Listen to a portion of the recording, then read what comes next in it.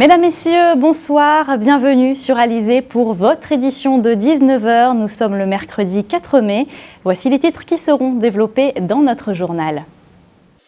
L'intersyndicale confirme la grève du 12 mai. Elie Domota parle d'une déclaration de guerre au patronat et aux autorités.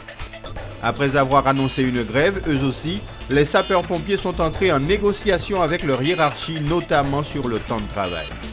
La 5e édition du tournoi des moins de 15 ans débute demain, une édition de haut niveau avec des Brésiliens, des Argentins ou encore des Anglais. Le journal, Aurélie Ronce. Et notre invité ce soir, Serge Tsiganitsky, directeur général d'Air Anti-Express. La compagnie aérienne vient d'annoncer ses perspectives d'avenir. Nous en parlerons en détail avec lui au cours de ce journal. Mais avant, ouvrons notre page sociale. 8 syndicats guadeloupéens appellent à une mobilisation générale le 12 mai prochain. Ils demandent notamment le retrait de la loi El Khomri ou encore de meilleures conditions de travail dans le public et dans le privé. On fait le point tout de suite avec Muriel Barlagne. Tous en grève le jeudi 12 mai. L'appel est lancé par 8 syndicats. Plusieurs motifs expliquent leur action. Le retrait total de la loi Khomri, parce que nous pensons que ça n'est pas amendable, ça n'est pas négociable, c'est un butin qui mérite de brûler. Deuxièmement, l'arrêt des licenciements.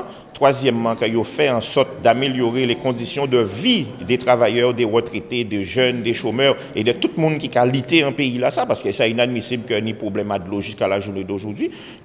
Également la formation professionnelle et l'insertion professionnelle de la jeunesse, puisque aujourd'hui là, nous avons un pays qui a 60% de demandeurs d'emploi qui ont moins de 25 ans, et puis au moins 1400 à 1500 personnes qui ont quitté le système scolaire tous les ans sans qualification, sans travail, et tout ça qui a gravité à l'endroit la création de postes dans le secteur public, à l'arrêt des fermetures de classes, à l'arrêt des suppressions de postes, à la création de postes dans le secteur hospitalier, et fait en sorte que le monde travaille ici dans. L'intersyndicale dresse donc un tableau pessimiste des conditions de travail dans les entreprises et les administrations. Tous les secteurs d'activité sont concernés en Guadeloupe.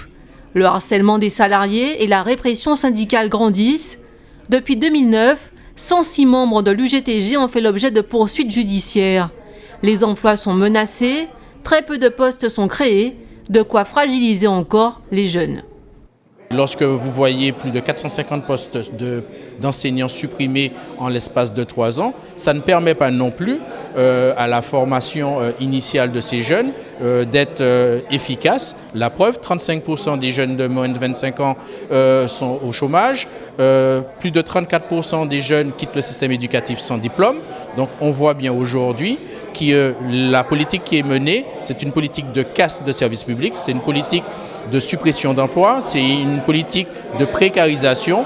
On ne peut pas accepter cela. Pour la CGTG, il faut frapper fort, plus fort encore qu'en 2009, avec le mouvement du lionnage contre profitation, en s'associant aux salariés en grève dans l'Hexagone.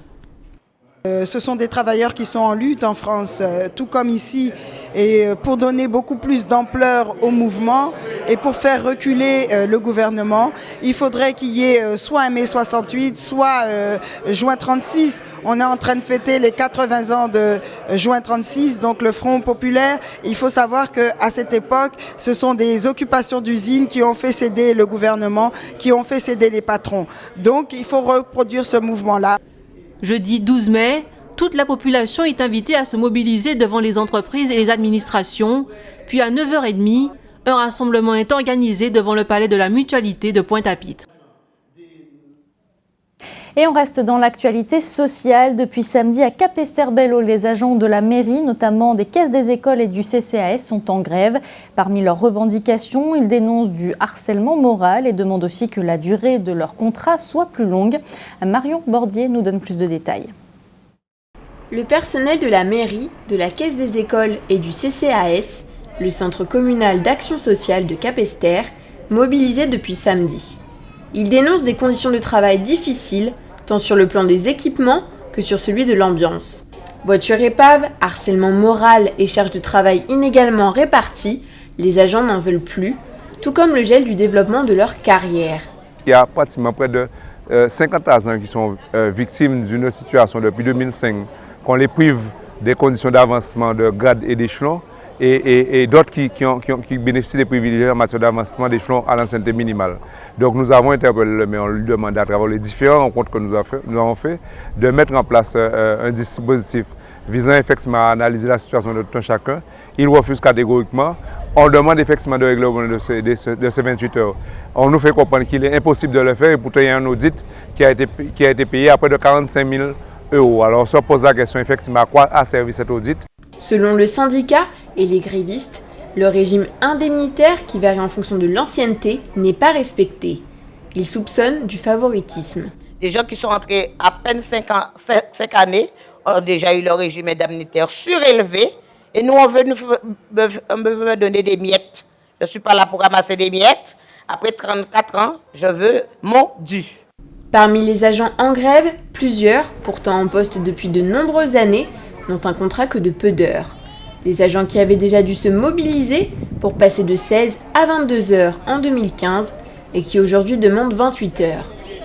Nous avons des agents de la caisse des écoles, des mères de famille qui ont des enfants en études, qui ont un minable salaire sur 22 heures. Alors qu'il y a d'autres qui arrivent, quand ils entrent, ils sont à 35 heures et qui ne travaillent pas davantage que ceux qui sont à la caisse des écoles.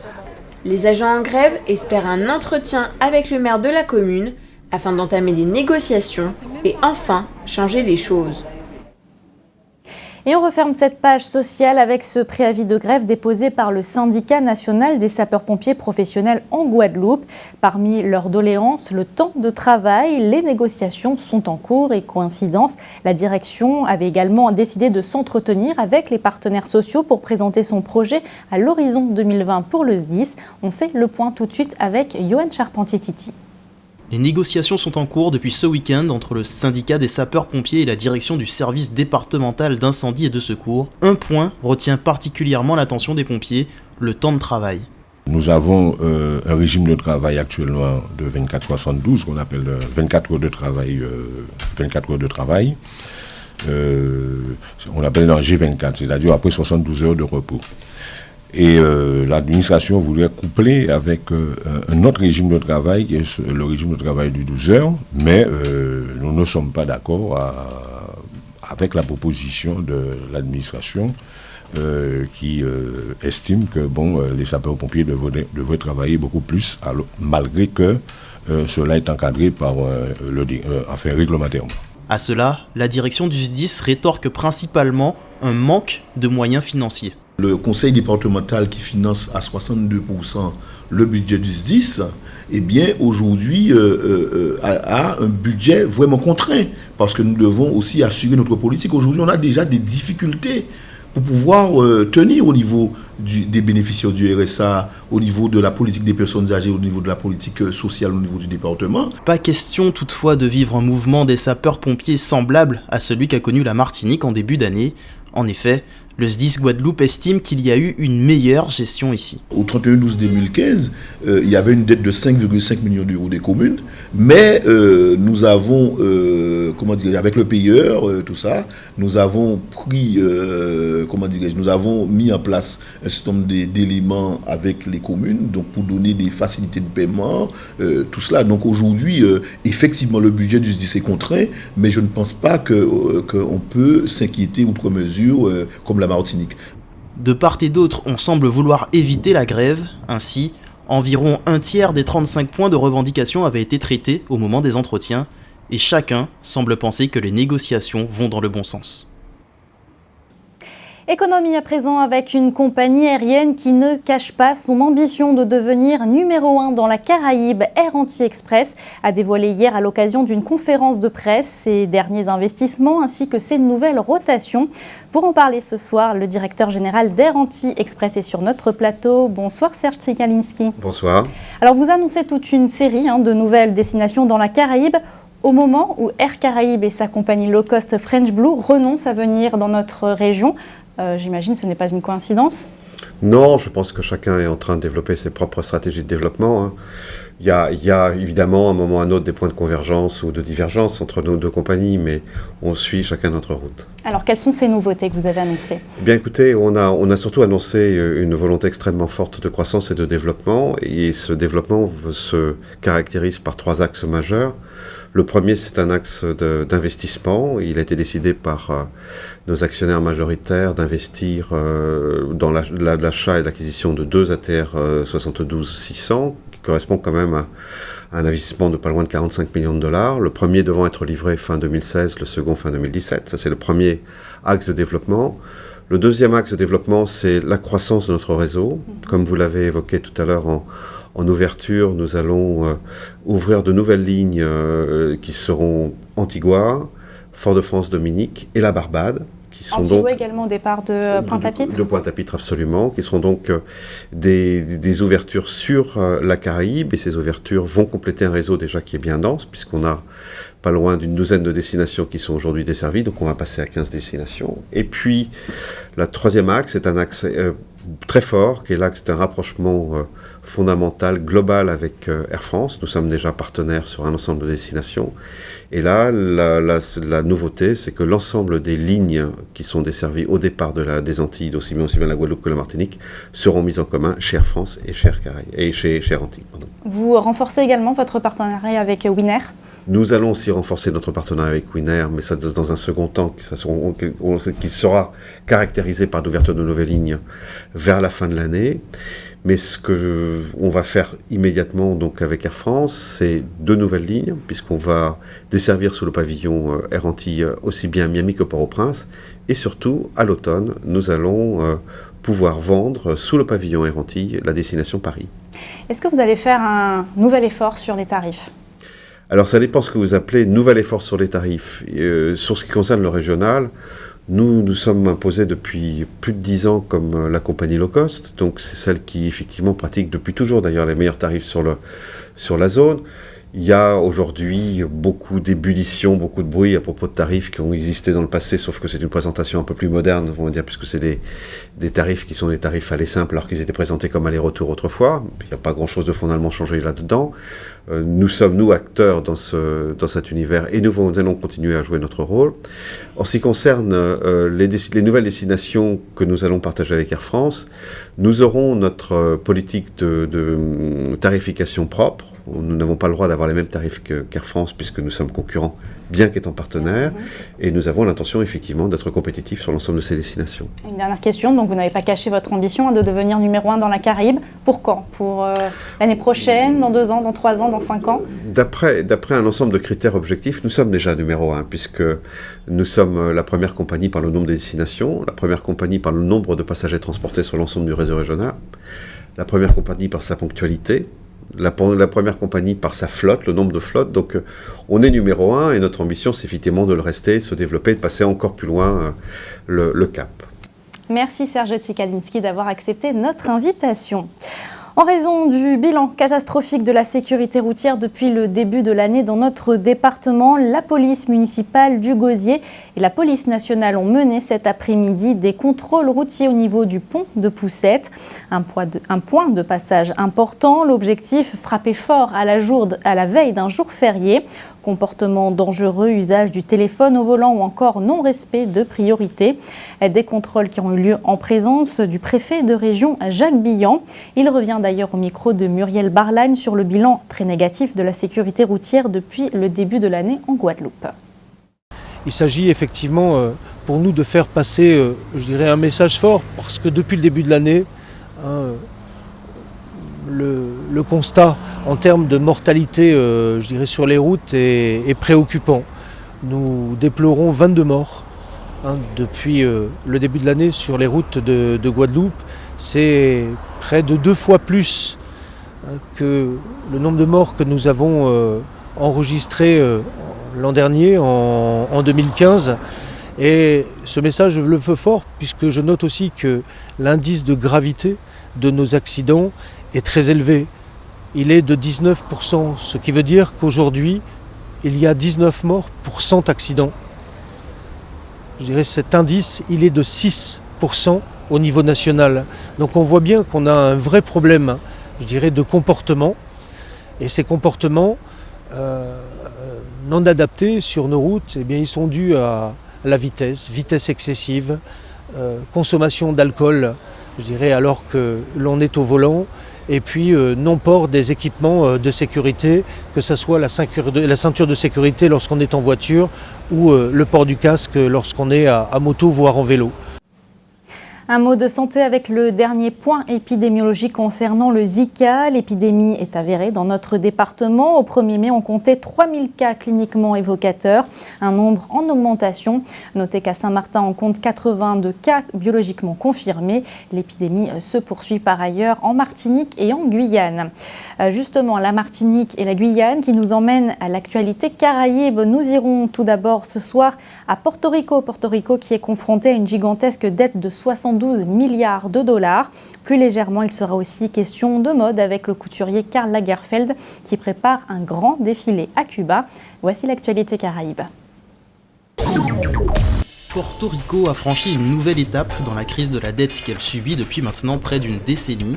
Le gouverneur du territoire, Alejandro Garcia Padilla, a en effet annoncé que la Banque de développement gouvernementale ne rembourserait pas une dette de 422 millions de dollars, préférant assurer le maintien des écoles et hôpitaux menacés de fermeture, faute de moyens. Le territoire de 3,5 millions d'habitants est confronté à une gigantesque dette de 72 milliards de dollars. Bien que Porto Rico soit un territoire associé aux États-Unis, ce statut a ses limites car il ne lui donne pas la possibilité de se mettre sous la protection du chapitre 9 du Code des faillites américain, contrairement à ce qui a été fait pour la municipalité de Détroit dans le Michigan en 2013. Le gouverneur Alejandro Garcia Padilla ne cesse de demander depuis des mois au Congrès les moyens de restructurer sa dette, mais en vain. Le temps presse, car la prochaine échéance de remboursement pour un montant de 2 milliards de dollars est fixée au 1er juillet. Pour le moment, nous ne prévoyons pas d'avoir l'argent, a averti le gouverneur Padilla. Le parquet brésilien a demandé à la Cour suprême l'ouverture d'une enquête pour corruption sur le chef de l'opposition et candidat à la présidentielle de 2014, Aécio Neves, un instigateur de la procédure de destitution de la présidente Dilma Rousseff. La demande se fonde sur des déclarations de Delcidio Amaral, ancien chef du groupe sénatorial du Parti des Travailleurs, qui a accepté de collaborer avec la justice contre de futures remises de peine, après sa mise en examen dans le dossier Petrobras et après 3 mois de prison. Dans son témoignage, M. Amaral accuse M. Neves d'avoir bénéficié de dessous de table et d'avoir tenté de cacher des données bancaires qui l'impliqueraient dans un système d'achat de vote au Parlement. Les déclarations de M. Amaral à la mi-mars avaient déclenché un séisme politique au Brésil, car ce dernier accusait à l'époque la présidente Dilma Rousseff et son prédécesseur Luiz Inácio Lula da Silva d'avoir bénéficié du réseau de corruption Petrobras. Depuis plusieurs jours, Karl Lagerfeld et ses mannequins prennent la pose dans les ruelles de la Havane. Ils préparent activement le défilé de mode historique qui se tiendra dans la capitale cubaine. Historique car c'est en effet la première fois que la marque française Chanel présente une collection en Amérique latine. Placées sous le signe du voyage, les collections croisières de Chanel s'inspirent de cultures et de lieux aussi différents que Miami, Venise, Singapour, Dubaï et Séoul. La richesse culturelle et l'ouverture de Cuba sur le monde en font donc une source d'inspiration pour Karl Lagerfeld et pour Chanel. Les collections croisières doivent relever un défi compliqué. Ces défilés, organisés en dehors des calendriers officiels de la Fashion Week, donnent à voir une collection de mi-saison. Une nouvelle destination, car elles ne s'appellent pas croisières pour rien. Leur nom vient de leur début pendant les années 20, où ces collections étaient destinées aux clientes qui passaient l'hiver sur les bateaux de croisière au soleil, en particulier les femmes américaines qui recherchaient des tenues plus légères. Aujourd'hui, ces collections sont bien plus qu'une petite collection entre l'hiver et l'été.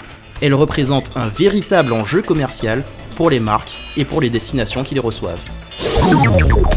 Retour en Guadeloupe, on va laisser les talons aiguilles pour parler de crampons.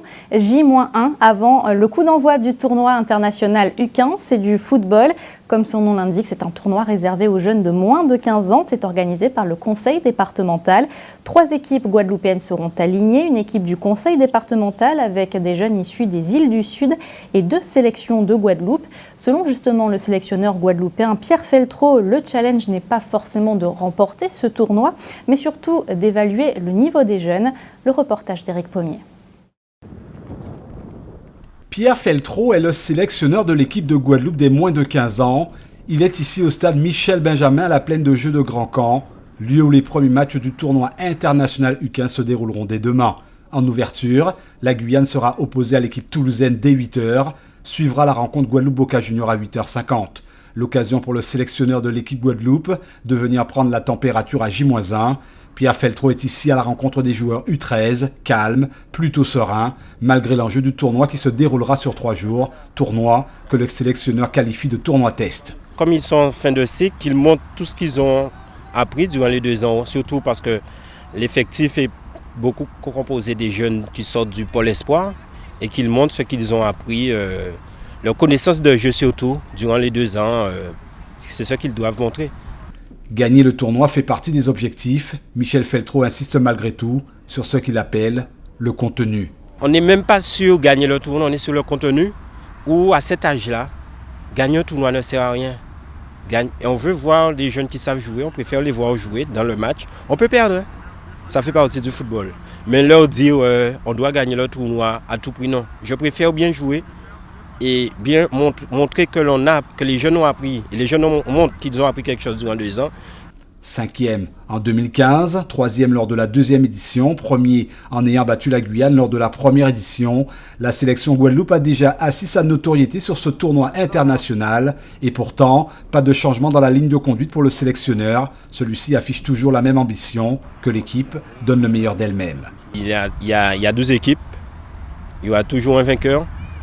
Il faudrait peut-être que la population ne s'arrête pas sur le résultat, comme peut-être l'an dernier. On s'est arrêté sur le résultat, on s'arrête sur le résultat. Pour nous, quand on gagne, on n'est pas bon, c'est pas vrai. À cet âge-là, l'enfant est en train d'apprendre, il est dans une phase de préformation. Ce tournoi international U15, certainement un bon tremplin pour bon nombre de joueurs guadeloupéens qui s'y sont illustrés à une certaine époque. Lemar Thomas, actuellement pensionnaire de l'AS Monaco, Coco Marcus, pensionnaire de Guingamp, ou encore Foulquier Dimitri, champion du monde U20 avec l'équipe de France. On termine avec du sport mécanique. Samedi et dimanche aura lieu la ronde régionale de Jarry. Il s'agit de la première épreuve rallye de la saison. L'année dernière, l'édition avait été remportée par Edmond Bicky, qui sera également bien présent cette année. Il y aura 2 étapes, dont une spéciale de nuit. Les précisions d'Éric Pommier. Le rallye de Jarry est probablement l'épreuve la plus courte du calendrier de l'ASA Guadeloupe. Pas moins de 30 km au total à inscrire au compteur des autos engagés. À bord des bolides, cette fois 2 hommes, un pilote au volant et un copilote pour donner les notes. Car à Jarry, la course est dans une configuration très rapide. Elle nécessite la complicité d'un duo bien affûté. Il faut être en effet très précis. Chaque artère choisie pour cette épreuve rallye est particulièrement piégeuse. La concentration demeure un facteur capital.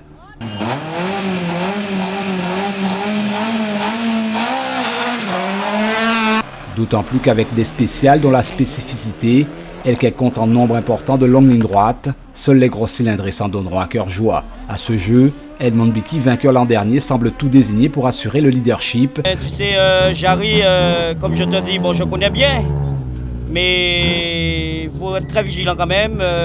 Moins de petites erreurs, on perd les secondes, les centièmes, alors là, il faut bien gérer. C'est, comme j'ai dit, c'est un sprint, hein. Les écarts ne sont pas très importants. Quoique Stéphane Nègre cette année n'a pas envie de se faire voler la vedette, 2e l'an dernier.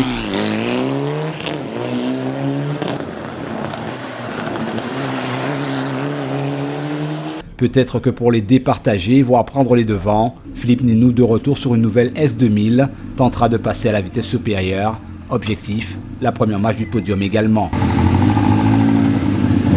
Pour l'heure, la liste des engagés ne nous a pas encore été communiquée, suspense donc.